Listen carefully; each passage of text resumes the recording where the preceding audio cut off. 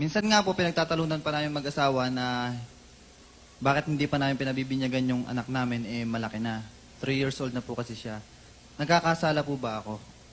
13 ng Ebreo. Sapagkat bawat tumatanggap ng gatas ay walang karanasan sa salita ng katwiran, sapagkat siya'y isang sanggol. Ayun, ang bata, walang karanasan sa katwiran. Ba't mo bibinyagan? Hindi nga makakasampalataya yun eh. Ang isa sa requisite ng binyag, yung sumasampalataya. Wala ngang malay sa katwiran yun eh. Ba't mo bibinyagan yun? Ang katunayan, kahit isang bata, walang binotismohan si Kristo at mga apostol. Brother Eli, ano na po nangyayari dun sa mga batang bininyagan sa Katoliko? Ay, wala naman epekto yun eh. Ang totoo, hindi naman nabibinyagan yung mga bata eh.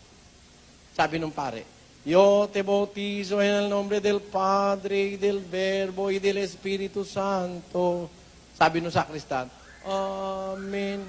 Yung bata, sabi naman, Ganun yung bata. Yung Amen, salitang Ebreo yun. Ang kahulugan nun, tinatanggap ko. Sino nabinyagan? Yung sakristan, kaya kung 10 beses nagbautismo pare, 10 beses sahod naman ang sahod yung sakristan doon. Kaya walang binyag yung bata. Maraming pong salamat. Walang